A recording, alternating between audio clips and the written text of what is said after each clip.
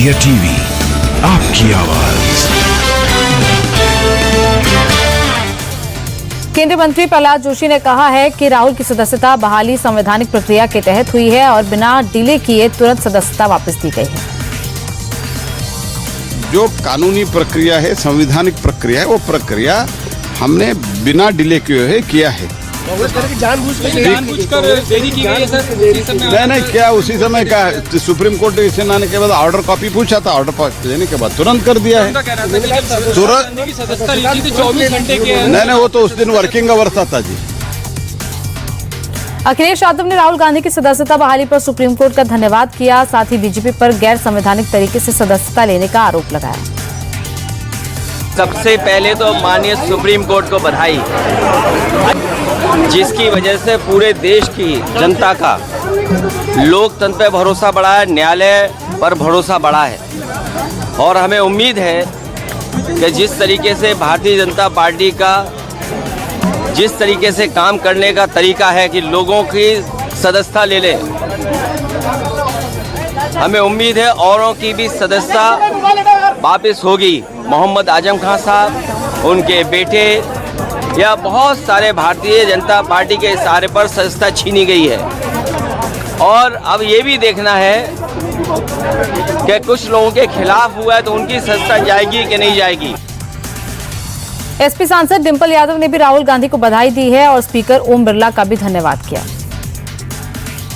हम राहुल गांधी जी को कांग्रेचुलेट करते हैं और स्पीकर साहब का भी धन्यवाद करते हैं कि उन्होंने कोई विलंब नहीं किया और राहुल गांधी जी की सदस्यता को रिस्टोर किया है। Thank you. राज्यसभा सांसद प्रमोद तिवारी ने भी अपनी खुशी जाहिर की। उन्होंने कहा संसद में राहुल गांधी की सिंह गर्जना जारी रहेगी। उन्होंने लोकसभा सदस्यता बहाल होने को इंडिया गठबंधन की जीत बताया। उनको जिस साजिश के तहत भारतीय जनता पार्टी ने एक सिंह गर्जना को रोकने की कोशिश की थी, राहुल गांधी इज बैक और फिर उनकी सिंह गर्जना चालू रहेगी। लेकिन मेरी समझ में एक चीज नहीं आती, ये भाजपा क्यों अपने खिलाफ उठने वाली आवाज को बंद करने की कोशिश कर रही थी। आज ये इंडिया की जीत है, राहुल गांधी की जीत है, मोदी सरकार की पराजय है। बीजेपी सांसद सुशील मोदी ने कहा कि राहुल गांधी अभी दोषमुक्त नहीं है, केवल उनकी दोष सिद्धि पर रोक लगाई गई है। उनकी अपील अभी भी अदालत में लंबित है। नहीं मनाए जिसने, देखिए उनको दोष मुक्त नहीं किया गया है, केवल उनकी सजा पर रोक लगाई गई है और अभी भी उनकी अपील पेंडिंग है कोर्ट के अंदर। उसका इंतजार करना चाहिए और ये तो एक सामान्य प्रक्रिया है, क्योंकि 2 साल की सजा हुई तो उनकी मेमोरी जो है वो समाप्त हो गई, फिर उनकी मेमोरी को बहाल कर दिया गया चूँकि सुप्रीम कोर्ट ने सजा पर रोक लगाई है। तो वो अभी एक्विटल नहीं हुआ है, वो दोष मुक्त नहीं हुए हैं। अभी भी जो आरोप था वो अभी भी बरकरार है और कोर्ट ने ये भी कहा कि it was not in a good test. तो इसलिए कोर्ट ने इतनी कड़ी टिप्पणी की है राहुल गांधी के बारे में। इसमें स्वाभाविक था कि जब उनकी सजा पर रोक लग गई तो उनकी जो मेमोरी वो बहाल होगी, लेकिन उससे क्या फर्क पड़ने वाला है। इसके पहले भी तो लंबे समय तक इस सदन के सदस्य थे, तो उससे कांग्रेस की सेहत पर क्या असर पड़ा जो। राहुल गांधी के पक्ष में आए फैसले पर राज्यसभा सांसद इमरान प्रतापगढ़ी ने शायराना अंदाज में खुशी जाहिर की। उन्होंने शायरी के जरिए सुप्रीम कोर्ट के फैसले का स्वागत किया। पहली प्रतिक्रिया मेरी यही होगी कि दायरे में सिमट के आया है, हर रवायत से हट के आया है। आंधियों को जरा खबर कर दो, शेर वापस पलट के आया है। राहुल गांधी जी की सदस्यता बहाल हुई, हालांकि शनिवार को ही हो जानी चाहिए थी, लेकिन हम सब इंतजार कर रहे थे कि जल्दी से जल्दी हो। देश इंतजार कर रहा था कि जल्दी से जल्दी हो। धन्यवाद, देर आए दुरुस्त आए, अच्छा है। राहुल जी आए, संसद की दीवारें उनका इंतजार कर रही हैं। उद्धव गुट की सांसद प्रियंका चतुर्वेदी ने सरकार पर सवाल उठाए। उन्होंने कहा सदस्यता बहाल करने में इतना समय क्यों लगा और राहुल गांधी अब फिर से संसद में अपनी आवाज बुलंद करेंगे। जो होता है कि जिस तरीके से उनकी सदस्यता रद्द हुई थी कन्विक्शन होने पर और उनका और स्टे आया है सुप्रीम कोर्ट का, इतना उनको समय लगा उनको रीइंस्टेट करने के लिए, उस पर ही सवाल उठ खड़ा होता है कि किस तरीके की हिपोक्रेसी है कि आप सदस्यता रद्द तो कर देते हैं, बहाल करने के लिए आपकी इतनी रिक्वेस्ट करनी पड़ती है। साथ ही साथ अभी भारतीय जनता पार्टी के एमपी का कन्विक्शन हुआ है, क्या उनकी सदस्यता रद्द हो गई है, क्या उनसे घर खींच लिया गया है? तो ये सारी चीजें हैं, अभी हिपोक्रेसी दर्शाता है, but we welcome him back. Hopefully वो अपनी आवाज फिर से बुलंद करेंगे।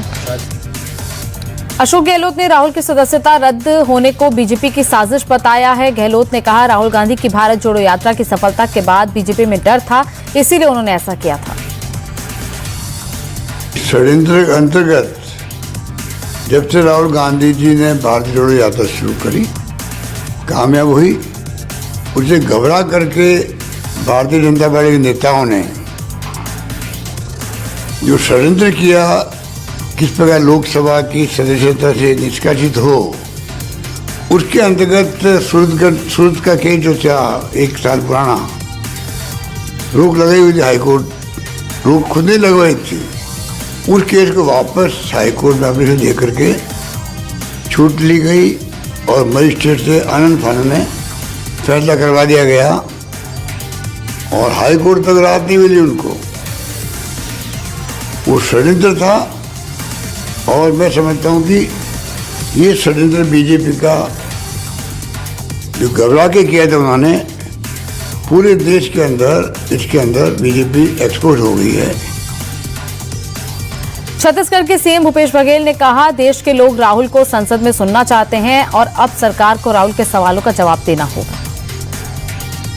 लोकसभा सचिवालय ने आज उसकी सदस्यता बहाल की है। सत्य की जीत हुई है और देश राहुल जी को लोकसभा में सुनना चाहते थे।